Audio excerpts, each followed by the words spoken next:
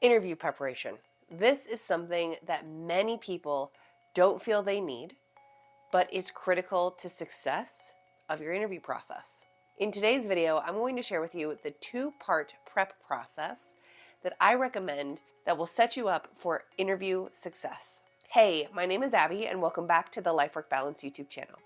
I am a career and interview coach, and I am here to help people just like you feel more confident and prepared for your job search as well as any upcoming interviews. To ensure that you don't miss out on any future interview or job search tips, please go ahead and hit that subscribe button as well as the bell so that you can continue to receive life work balance advice delivered directly to you every week. And if you haven't already, please go ahead and hit that thumbs up button if you're looking forward to learning a little bit more about this two-part process to preparing for an interview. Regardless of where you are in your job search or an interview process, understanding these two pieces of the interview prep process is critical. So let's jump into it. The prep process is broken down into two parts, one that is individual and one that involves other people. The individual process is the one that you're probably most comfortable with and probably most experienced with. This first piece involves doing a lot of research on the actual position, preparing responses, stories, reflecting on your experience, your background, your education, all of the things that make you a great fit for the position. The second part of interview prep that maybe you're a little bit less comfortable with involves other people. And this is the practice portion. Even I, as an interview coach, can admit that when I first started having interviews, before I began my coaching process, I did it all by myself. I didn't ask for help. I didn't do mock interviews. I didn't even record myself. I bet my interview success would have been a lot different had I implemented this second portion of the prep process. So let's break it down even farther. What does this first part of the prep process look like, and are you incorporating every aspect of this into your preparation? First is reviewing the documents that you submitted for the application and reviewing your application as a whole. In order to do this effectively, you must have access to the job posting that you applied to. A lot of people forget to save the job posting that they've applied to. Step number one of the application process, before you even get to an interview, is to save a copy of the job posting to a Word document or a Google Doc so that you can reference it later. There is a chance that once they begin the interview process, they close the job posting and you don't have access to it any longer. So I highly recommend that once you find a job that you want to apply to, save that job posting, copy and paste it into a Word document, a Google Doc, a notepad, whatever platform you might be using, save a copy of the job posting. Then, if and when you are invited to an interview, you already have that copy of the job posting available for you to compare and help you prepare. Take a look at the resume that you submitted for this job posting. Hopefully it's a resume that you created, so you already know the content pretty well. And hopefully it's tailored directly to the position that you've applied to. This does mean that there might be some slight differences between your different versions of resumes. So you want to ensure that you are very well versed on the information that is on your document versus the information that might be on other resumes that you've submitted to other types of jobs. During an interview, you may be asked specifically about your experience that you described on your resume. And if you give them wrong or inaccurate information, that will be a major red flag. So you want to make sure you review your resume to fully understand how you presented yourself in this application. You also want to make sure you read through the cover letter you submitted, if you submitted one. My other recommendation is if your application included questions that you needed to answer, multiple choice, or free response where you just typed your answers to questions, save those responses and the questions as well, because they may ask you specifically about those questions.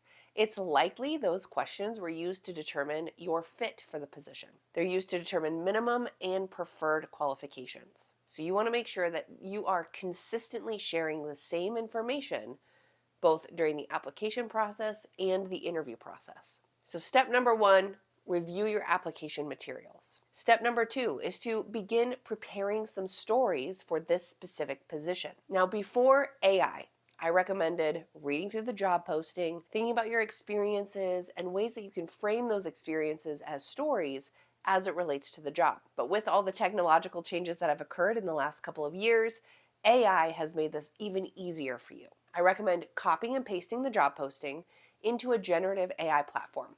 My preference right now is Grok through X, but you could also use a platform like ChatGPT and any other generative AI platform out there that you're comfortable with. Paste the job posting into that generative AI platform and ask it to analyze the posting for the top 10 core competencies that are critical for success in this role. Use those 10 core competencies to then develop stories.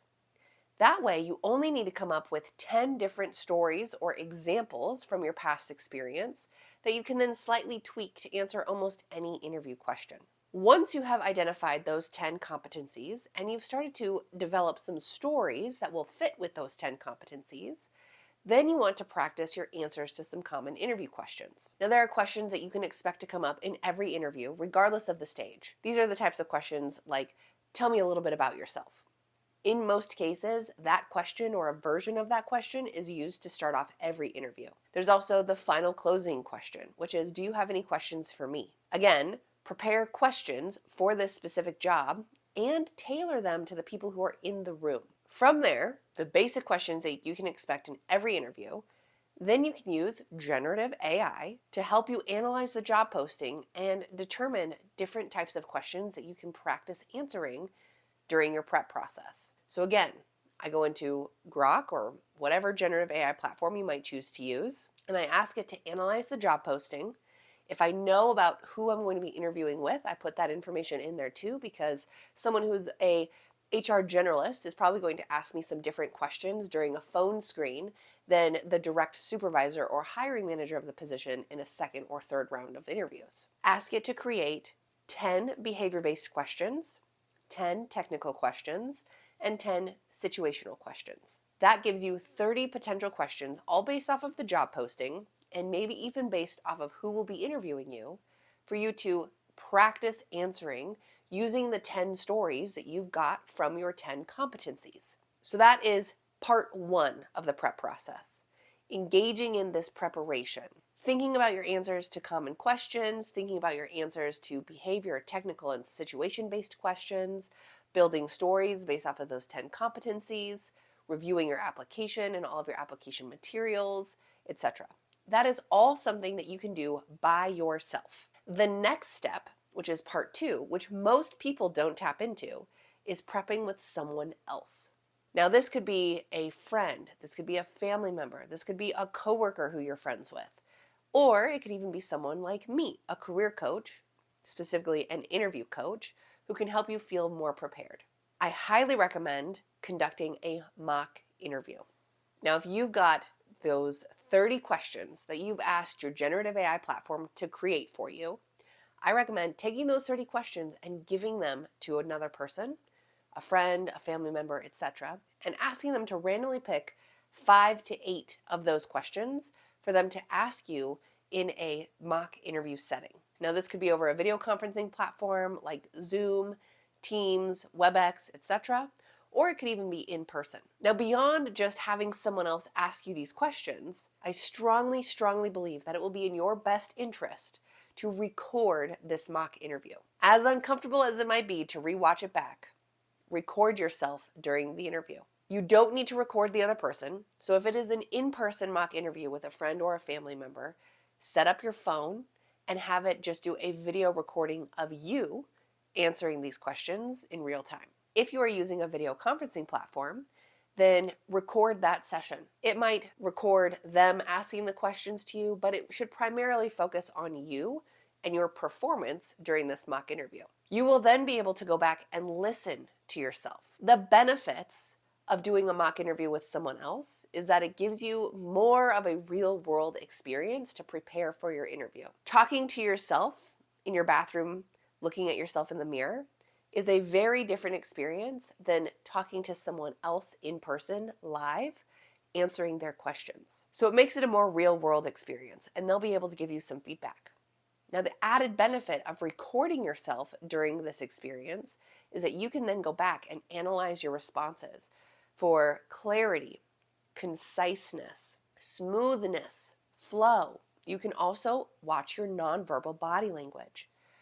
Do you seem comfortable? Do you seem confident Were you making eye contact? Were you smiling? Did you pause before responding? Did you have over-the-top body movements going on that are distracting to the other person who's participating in the interview? All of those things are very important data points for you to consider before you actually go into the real interview that will determine if you're going to move forward in the hiring process or not. So as uncomfortable as it might be to rewatch that mock interview, it can give you so much valuable information to help you improve on your interviewing technique and everything associated with interviewing.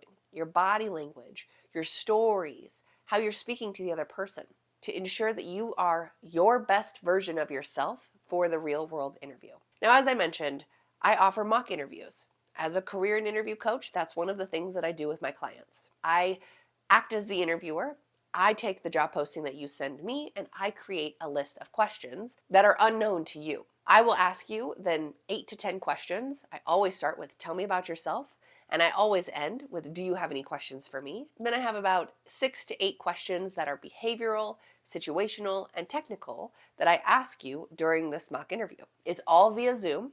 So I record our Zoom session and then I give you some feedback as well. This is feedback on your nonverbal body language. This is feedback on your content of responses. Anything else that I might notice. Because it's a virtual mock interview, I even give you feedback on your video background, the height of your camera, lighting, things like that. So if that's something you're interested in, please let me know. I do usually recommend an interview strategy session prior to a mock interview.